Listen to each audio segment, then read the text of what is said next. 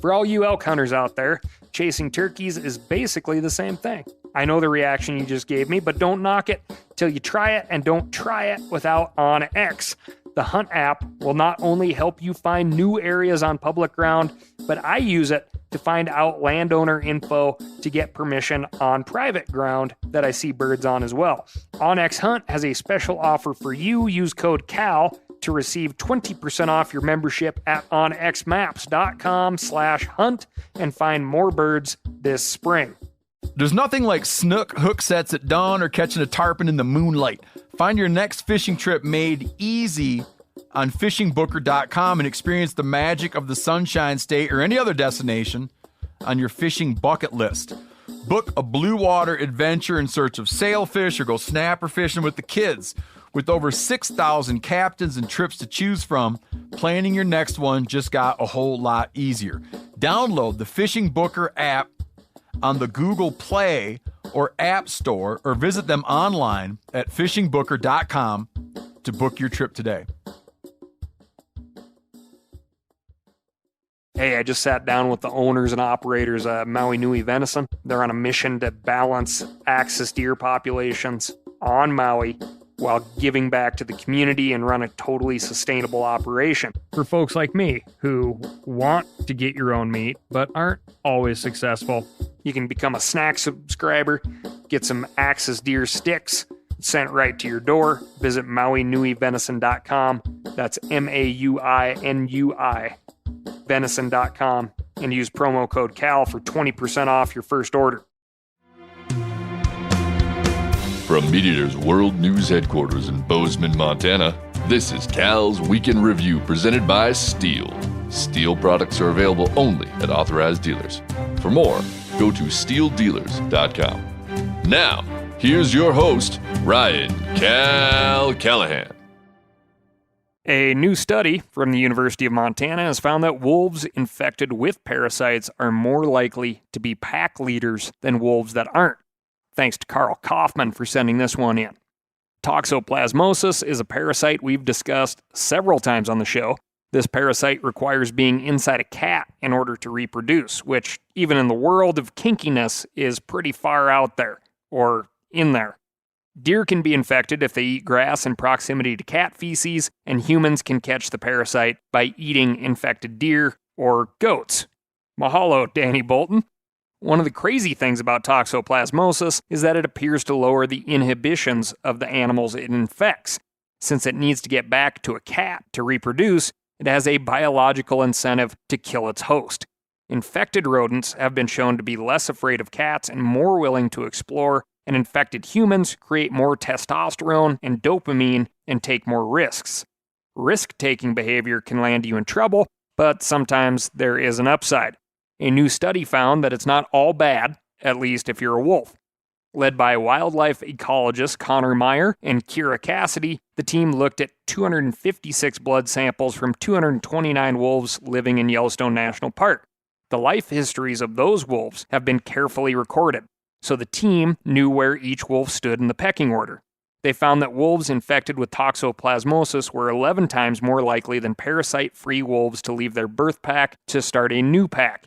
Infected wolves were also an astounding 46 times more likely to become pack leaders. This begs the question, have we been misjudging toxoplasmosis?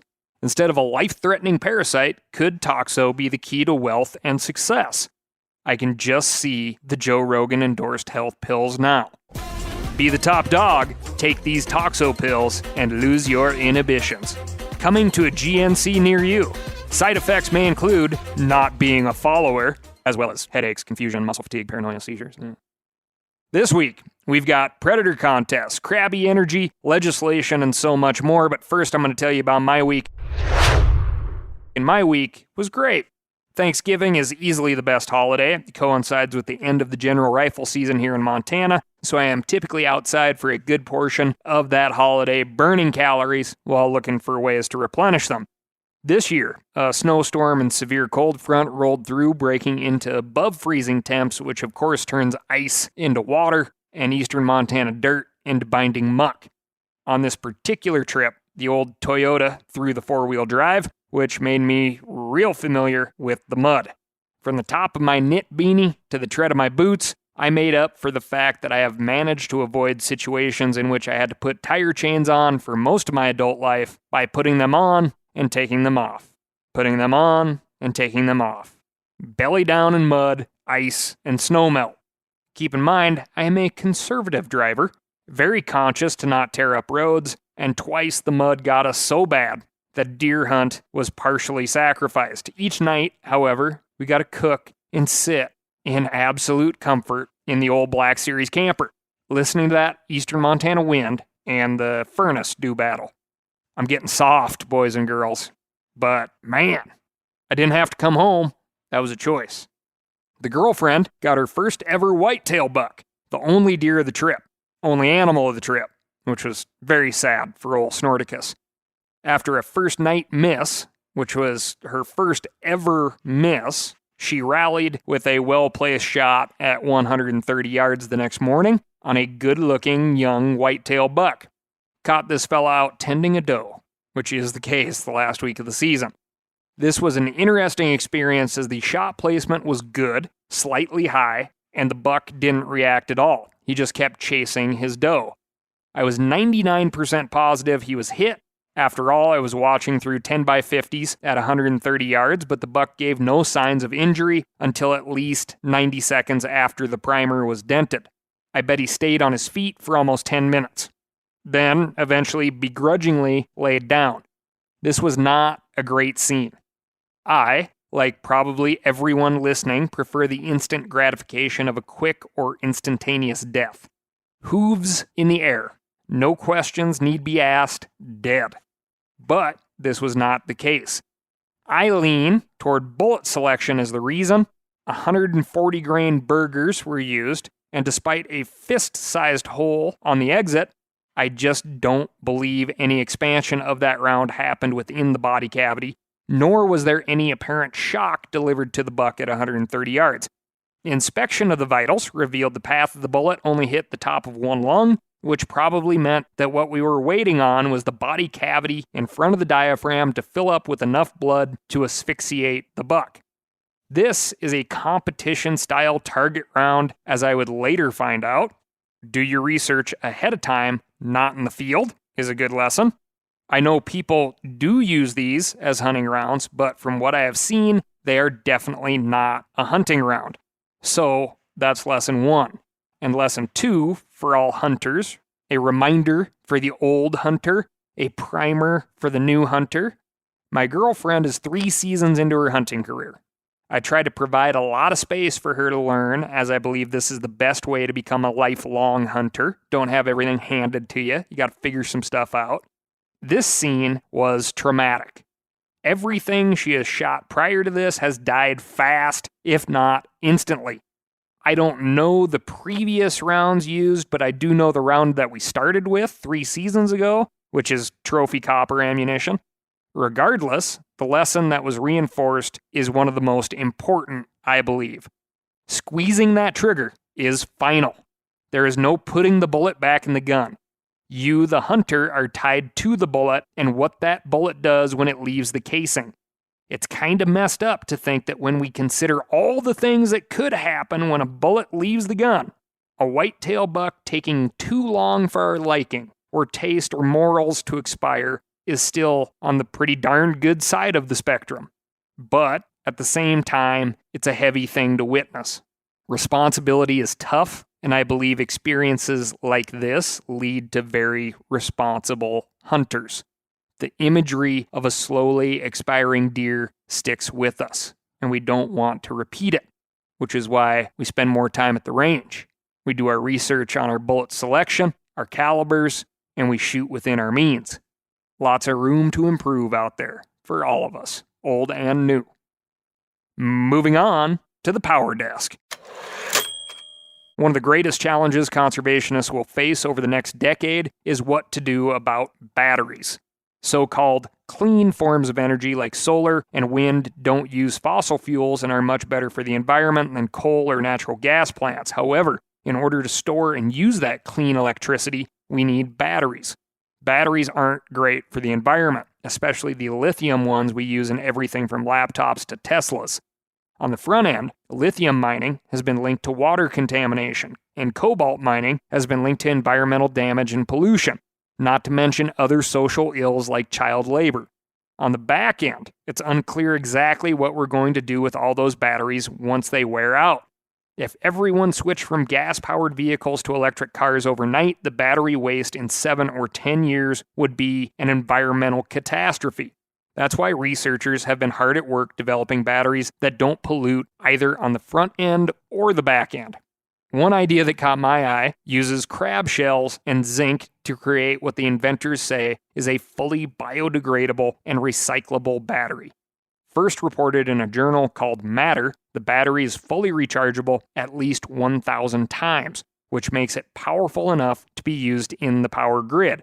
Researchers from the University of Maryland, crabs in Maryland are synonymous, so no surprise there, and the University of Houston set out to create a zinc-based battery. According to an article in the outlet Anthropocene, zinc is much more abundant than any other battery metals. But for reasons we won't go into right now, zinc batteries can be unsafe and short-lived.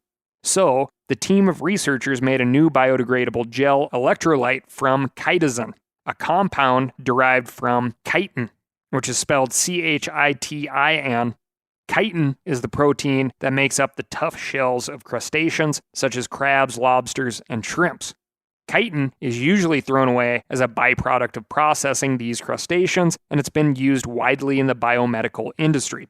Both the chitosan electrolyte and the cathode material biodegrade in soil in a few months, and the zinc left behind can be recycled. Whether lobsters end up powering the Green New World remains to be seen. It's a long road from scientific journal to real-world success, and this wouldn't be the first promising development to crumble when the rubber meets the road. My skin also kind of crawls a bit whenever I hear about a new way we're using animals in the marketplace, but at the same time, we have a growing invasive green crab population that, we can't put all into whiskey bottles. Still, this one will be fascinating to watch. If nothing else, it's another reminder that no matter how advanced our technology becomes, we'll never be able to totally isolate ourselves from the natural world and the amazing materials within. It also makes me wonder if the marketing team at Energizer tanked this idea years ago because rabbits polled higher amongst the core demographic. I mean, that's crazy talk, I know. This idea is great for the environment, so people will just buy it, right? Crabs only kind of look like spiders. Instead of fluffy bunnies, people will make the right decision, right? Ernest Hemingway once wrote, "The world is a fine place and worth fighting for." I agree with the second part. Sorry, let's back up to something more snappy. With the future of crab-based batteries on the rise, the old Energizer Bunny might just get a pinch. How's that? Yeah. It's good. Moving on to a packed legislative desk. First, a few updates for you. All you Mitten State residents still have a chance to weigh in on the proposed expansion of Camp Grayling in northern Michigan. The expansion would incorporate about 162,000 acres of state forest land within the camp's lease. Hunters and public land recreators are concerned how this will affect hunting and angling on those acres, and you can hear more about the proposed project in episode 170. As of this recording, the Michigan Department of Natural Resources is still considering whether or not to approve the lease. You can submit your comments to dnr-camp-grayling at michigan.gov. Oregon's ballot measure 114, which we covered in episode 180, passed on an insanely close 50.7 to 49.3 vote. That's less than 1.5 point spread and equaled about 27,000 votes out of the nearly 2 million votes cast. Thanks to those 27,000 people, Oregonians will now be living under one of the strictest gun-controlled regimes in the country. Prospective firearm owners will be required to take a course, pass a test, and undergo extensive background checks on top of the federal checks everyone must already pass. Magazines holding more than 10 rounds of ammunition are also banned. Oregonians have been purchasing firearms at a record pace to get ahead of the December 8th deadline. By that time, state police are supposed to release guidelines for the new permitting process, though it's unclear if they'll be able to put together such a complicated system in that time frame. I would say no. If they don't, gun sales throughout the state may be halted until the new permitting process is finalized. And speaking of Oregon, the state's Department of Fish and Wildlife will consider a petition on December 16th. So, not this Friday, but next Friday, that would ban all coyote calling contests in the state. The petition was submitted by an animal rights group called Project Coyote. Arizona, California, Colorado, and New Mexico have already passed similar bans, and Project Coyote has more recently been targeting Oregon and Nevada in their efforts to end these contests.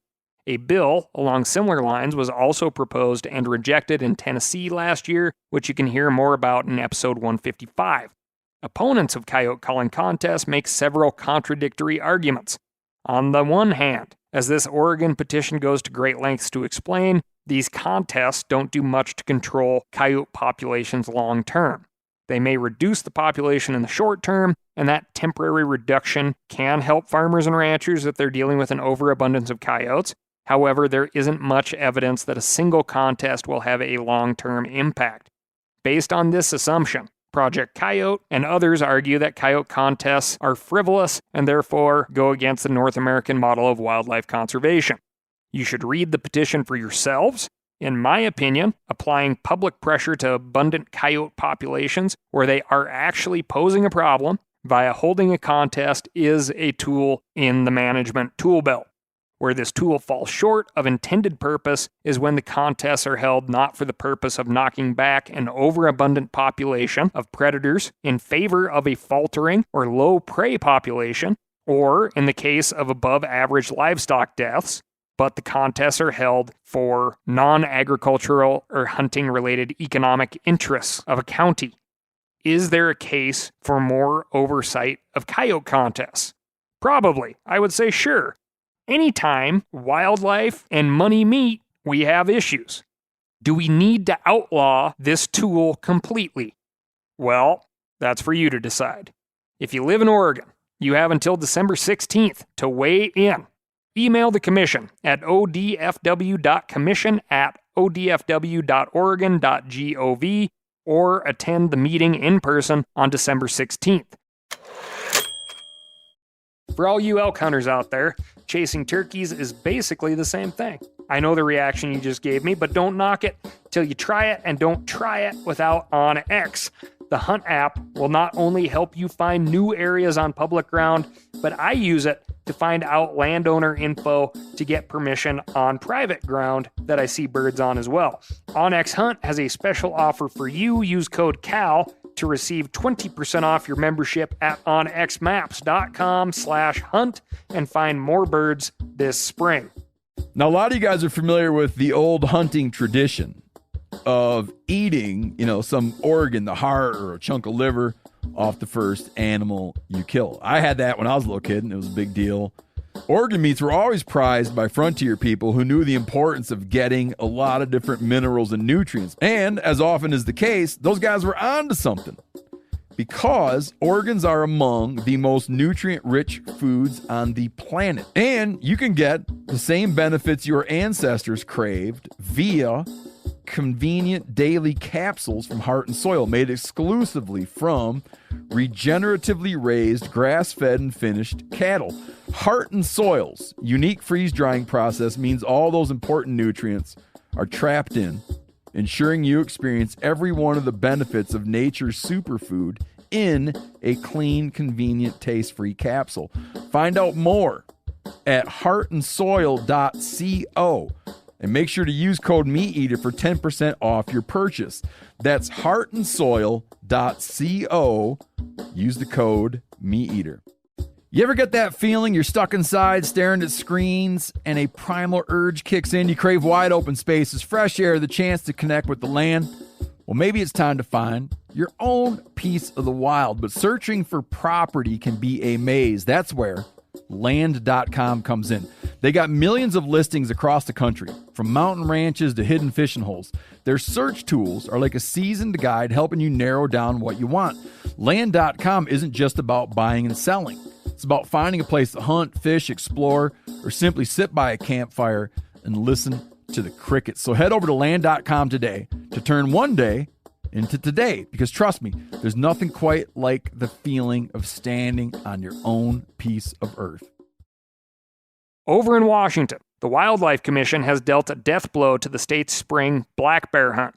The Washington Department of Fish and Wildlife supported the hunt, and its yearly approval has been a routine formality since 1999.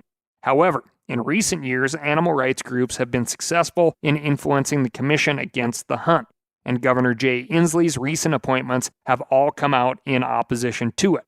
That long-term campaign succeeded last week as the commission voted 5-4 to end black bear hunting during the spring season. This goes without saying, but hunters vehemently oppose the ban, and thousands have expressed their concern to the commission over the last 2 years. We've covered this story before, and you can read more about it on the Meat Eater website. Basically, opponents of the hunt argue that it's cruel to kill bears when they're weak and have cubs in the spring, and they question whether the state really knows how many bears are on the landscape. As we've covered many, many times, population studies of any animal are estimates. Nobody knows exactly how many there are. A lot of trees, a lot of bushes out there. Supporters point out that the spring hunt can be an effective way to manage bear populations, and that the current black bear population is healthy and thriving. Commissioner Don McIsaac also pointed out that the commission's mandate calls for maintaining the state's traditional hunting practices. If there's a traditional hunting and fishing season there, I think the mandate says keep that going if you can.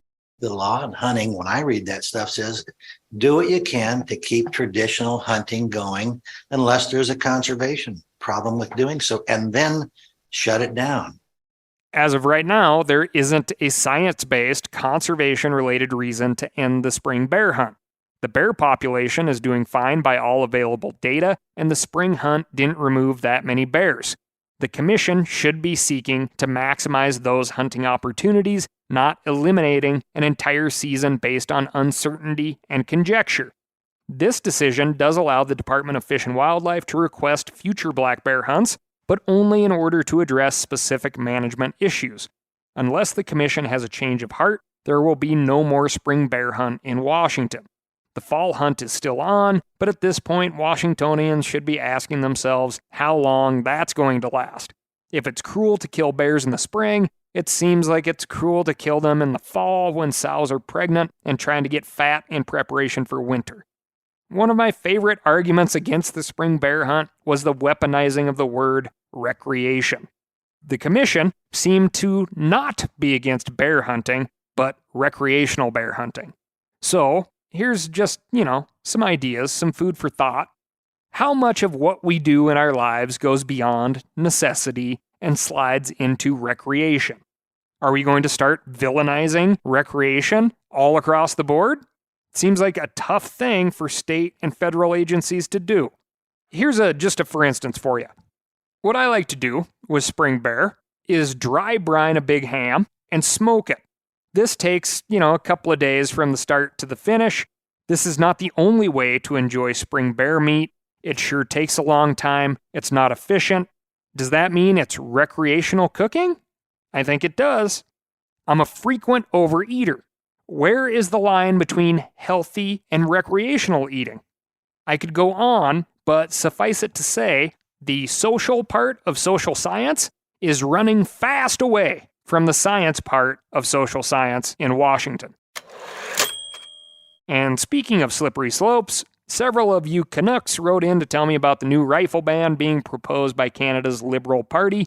Canadian politicians allied with Prime Minister Justin Trudeau included an 11th hour amendment to an existing crappy gun bill that would ban millions of semi-automatic rifles and shotguns.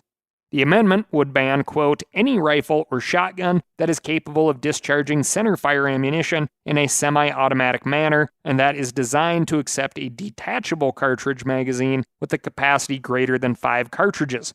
The ban would not include semi-automatic shotguns that use a tubular magazine, but ownership of virtually any other semi-automatic rifle or scattergun would be prohibited. Canada already bans AR pattern rifles, but Trudeau's government believes that isn't enough to address Canada's rising rates of homicide. Since handguns are the most commonly used weapon in firearm-related homicides, I'm not sure this is going to help that much. The Canadian Shooting Sports Association says the amendment would criminalize the majority of Canada's 2.2 million legal gun owners, and a Canadian gun rights group called it, quote, the largest gun ban in Canadian history. If you'd like to weigh in as a law-abiding gun owner who stands to be made an outlaw by doing nothing wrong, get in touch with your member of parliament. Last one for you. In Illinois, the legislature is currently considering a bill that would greatly increase public access to waterways in the state. Thanks to John Happ for sending this one in. Over the summer, the Illinois Supreme Court voted unanimously in favor of a landowner who barred public access to a stream that flowed through his property. In a previous ruling, the state Supreme Court ruled that only, quote, navigable waterways are open to the public. It defined navigable as of sufficient depth to afford a channel for use for commerce. In other words, unless the river is deep enough to float a commercial boat, a landowner can deny access to it. However, in their ruling in favor of the landowner, two of the justices urged the legislature to take up this issue to expand water access. This year, the legislature is doing just that. HB 5844 would expand the definition of navigable to include rivers or streams that can be used by commercial and recreational craft for a substantial part of the year. There's still quite a bit of wiggle room in that definition, but as it currently reads, it seems like most waterways would be open to the public if you can float a kayak down them for most of the year. If you live in Illinois, get in touch with your state representatives. If you recreate in Illinois but don't live there, get in touch with state representatives in the areas you do play in about HB 5844. That's House Bill 5844. Moving on to the Citizen Science Desk. A hunter is being credited with launching an expedition that spotted a bird that hadn't been seen in 140 years. Thanks to Jenna Novick for sending this one in. The critically endangered black-naped pheasant pigeon hadn't been sighted by researchers since 1882. For a little context, that's the year Chester A. Arthur was president, polygamy was first deemed a federal felony, Jesse James was shot, and Thomas Edison established the first commercial electrical power plant in Lower Manhattan. So, lots happened. Anyway, the black-naped pheasant pigeon lives on the 500-square-mile Ferguson Island off the coast of southeast Papua New Guinea. Papua New Guinea is an island just north of Australia. A local hunter named Augustin Gregory first reported that he'd seen the ground-dwelling bird and heard its calls. A team of researchers with the Papua New Guinea National Museum, Cornell Lab of Ornithology, and the American Bird Conservancy arrived in September and lived there for about a month. They set up trail cams in likely areas but didn't see the bird until 2 days before they were set to leave. That's when a postdoctoral researcher named Jordan Boersma spotted the small, black and orange-feathered bird walking right past the camera. This isn't the first time they've tried to document evidence of the bird's existence. They launched a similar expedition in 2019, but it wasn't until they got a hot tip from a hunter that they were able to be successful. The total black-naped pheasant pigeon population is uncertain, but the IUCN, the International Union for the Conservation of Nature, estimates that between 50 and 249 birds exist in the wild. The pheasant pigeon is a large, terrestrial pigeon that feeds on seeds and fallen fruits. The loss of forest habitat due to logging and subsistence agriculture is likely the cause of its decline. And let's be honest, cats, right? Anyway. Researchers are hoping these new images will jumpstart a conservation effort, as there is currently very little being done to protect the endangered and tasty-looking bird. Moving on to the predator desk. A new study by researchers in Alaska claims that the state's predator control programs have had no impact on the moose population in Game Management Unit 13. This management unit is located in the south-central portion of the state and is a popular moose hunting destination. The study considered programs that targeted wolves, brown bears, and black bears, and correlated those program numbers to the moose population over the last 4 decades. The study's authors claim that these predator control programs had zero impact on the moose population within this game management unit. Quote, whatever factors caused fluctuations in moose harvests over time in GMU 13, the number of predators killed was not significant as being one of them. Regardless of how we sorted the available data, we were unable to detect a positive relationship between kill numbers of any predator species and subsequent moose harvests. The graphs included in the study demonstrate that while the bear harvest increased between 1973 and 2020, the moose harvest remained relatively consistent. The number fluctuated widely year to year, but over the course of the last 47 years, the moose harvest didn't change all that much. The wolf harvest, meanwhile, increased gradually since 1990 with a peak in 2001 and then declined after 2004, except for a peak in 2018. These numbers aren't really disputed, but there is a great deal of debate in Alaska about why the moose harvest fluctuates and whether predator management programs have anything to do with it.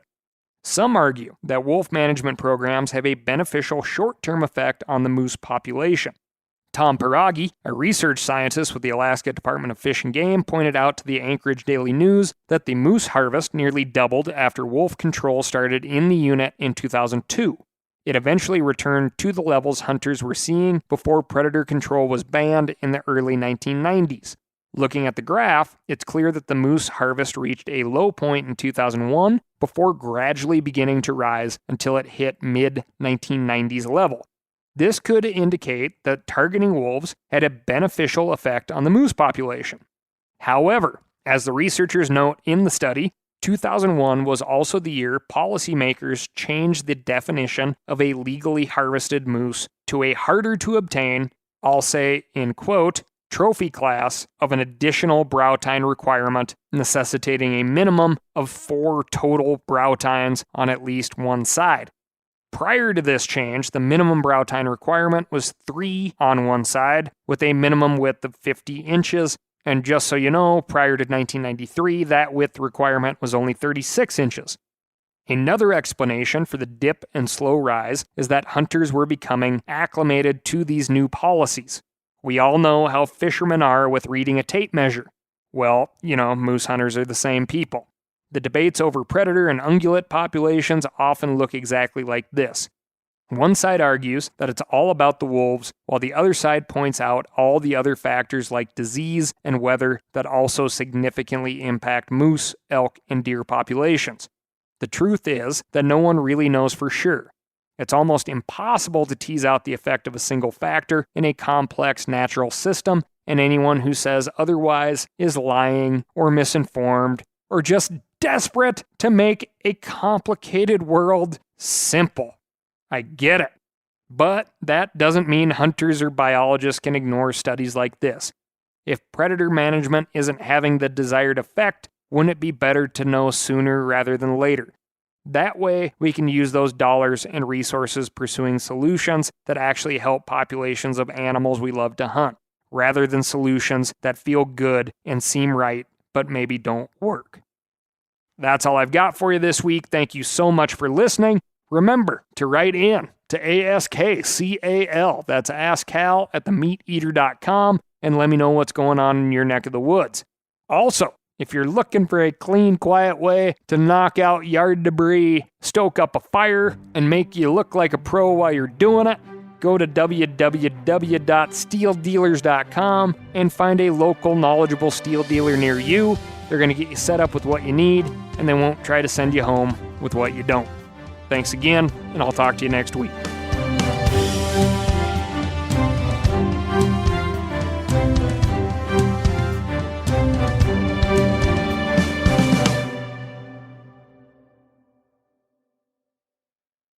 I'm sure a lot of you guys remember the old ceremonial hunting tradition of eating the heart out of the first animal you kill.